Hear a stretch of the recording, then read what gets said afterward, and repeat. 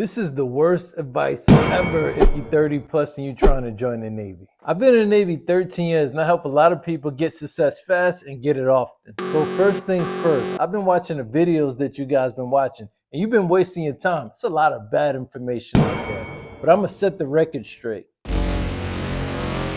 Cue my music.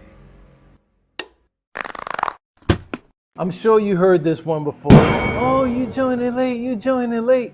Late for what?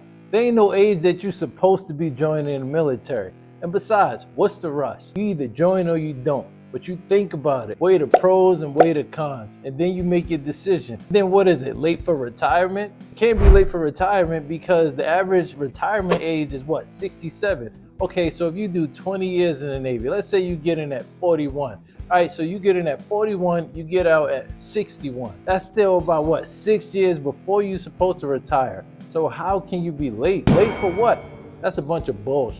The numbers don't lie. I'm sure everybody has heard, oh, you're gonna have some 18, 19-year-old in charge of you. They gonna be talking to you crazy. So let's break that one down. The minimum age for you to join the military is about 18. At that time, you're not gonna be in some crazy leadership role in the first place, right? 18, 19, impossible, no. You're not gonna get into a leadership role until you in your 20s if you join at 18, let's be honest. And if they happen to be in a leadership role, it's for a good reason. And 9 times out of 10, they're not gonna be on some BS with somebody. But if they are, we got like the human resources or the equal opportunity manager. You also got the chain of command and many others that are square that away if somebody is talking to somebody crazy on some BS. So that right there is some bad advice. Oh, it's true. It's damn true. A lot of people end up picking jobs and rates that they didn't expect to pick or didn't really want based on this right here. The worst rate in the Navy is inter-rate. Credibility is everything, right? Yeah. So I'm a YN. I can only tell you how good or how bad a YN is because I do YN every day, all day. I can't tell you how bad an HT job is because I'm not an HT. I can only tell you a few things the HT does, but I can't tell you that's the worst job or the best job. All my HT friends that I know, or my IT or BM friends that I know, they love their job. Why? Because it's a lot more to their job than I know about that they love. When people say the worst rate in the Navy is this or it's that, it's because they're telling you based on one thing that they know. One thing they know that they don't like, that they don't prefer.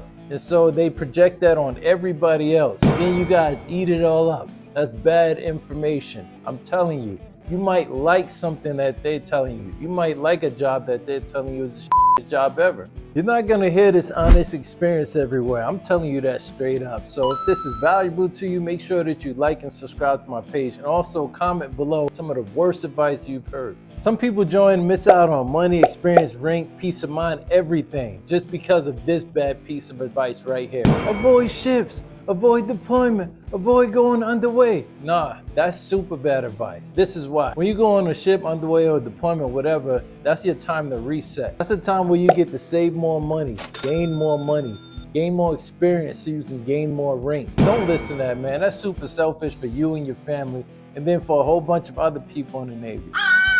This is a real silly one I've heard. Oh, it's a young man's game. It's a young man's game. No, it's not.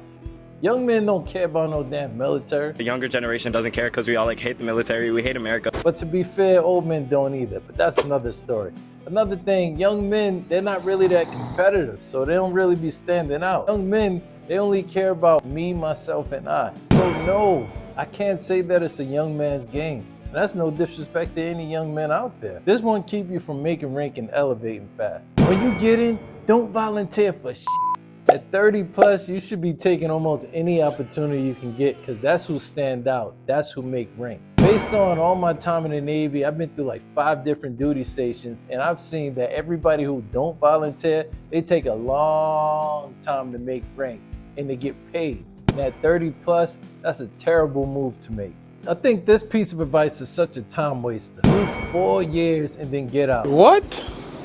If that's the case, you shouldn't join, honestly. 4 years is a long time to waste just to reset and do it somewhere else. At 30 plus, the end game is retirement. So you're gonna do 4 years in the Navy, military, or whatever, just to get out, then start over somewhere else. That only makes sense if you're going somewhere else and you're going to be further than what you was if you was in the Navy, or if you're in a situation where you'll be able to retire quicker. Remember, it's a marathon.